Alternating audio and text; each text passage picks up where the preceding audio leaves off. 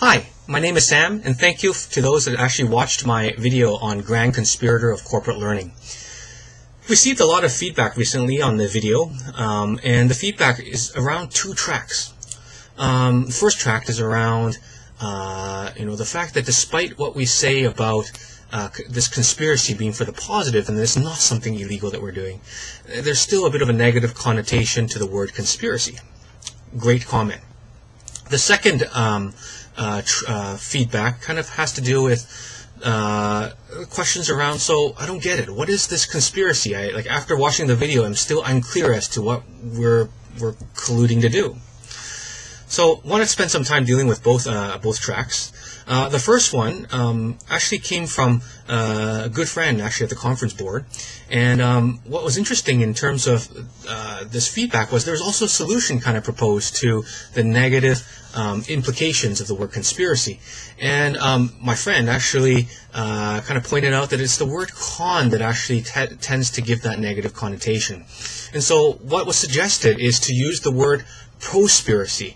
Now this is a word that I've actually never heard of before, and I actually went to look it up and was enamored by this word Prospiracy. In fact, I think that I'm going to change my name actually based on that, the Grand Prospirator of Corporate Learning. And why I like this word Prospiracy is it's the same thing. It's about gathering a group of like-minded individuals to the aim of doing something that's good.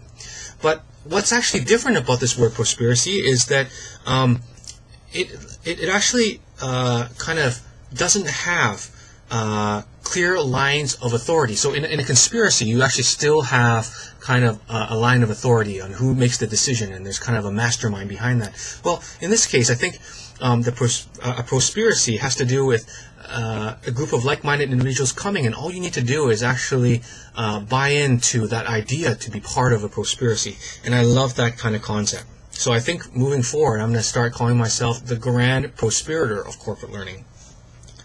Second, around this, around what this conspiracy actually, I got it wrong. It's actually what this prospiracy is all about. The prospiracy is kind of about bringing together a group informally to learn together. And I think why we need to learn informally together is oftentimes in a formalized or corporate setting, it's very difficult to have the conversations around the elephant in the room, or having the conversations to be able to put down our preconceived notions or perspectives based on where we sit, who we are, to be able to put those all down and to start with a beginner's mind, to really come back to this concept that, we're all learners and we all have opportunities for improvement, and we benefit from hearing different perspectives. There's a interesting fellow that I've been reading from recently. His name is Mikhail Bakhtin. It's actually a very interesting looking Russian philosopher in the 70s. And he coined a word, polyphony.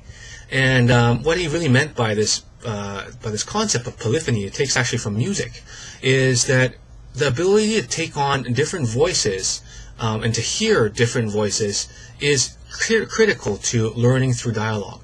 And that's actually comes from two ends. One is the ability to be able to, as a listener, hear kind of those different perspectives without immediately coming to judgment.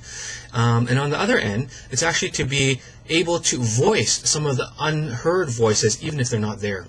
So I think this informal group that we're bringing together as part of this prospiracy is to learn together by hearing different perspectives and be able to be open to being changed throughout the process itself. I just actually came off a project, and oftentimes throughout this project life, there's so much stuff happening simultaneously, so there isn't a good opportunity to reflect on those learnings. Where that usually happens is towards the end, where there's a post-project kind of review and lessons learned. One of the shortcomings that I saw to this single kind of event is that, the number of people that are actually involved in this debrief was mainly actually just project people, and two, the lack of kind of opportunities to actually commit to, so what are we going to do differently? What are we going to do differently from this learning? And thirdly, I think it's something that just happens in a point in time, and it's kind of like, so we documented all these lessons learned, and it kind of the project manager very carefully kind of put this together, and it kind of goes into a bit of a black hole. what do we have to learn in this moment here? And actually, based on other learnings, how can we also kind of evolve our thinking? So I think this Prospiracy, this group of informal people that we're bringing together, I want to use all sorts of ways to be able to facilitate a learning process that happens outside of the formalized structures of the organization. So this might entail kind of meeting over lunch and also using virtual technologies to bring people together. So I hope that sheds a little bit more light on what this Prospiracy is all about. And to be honest, I actually don't fully know what this Prospiracy is about either. And part of it's that evolution together in this informal group. Thank you for watching.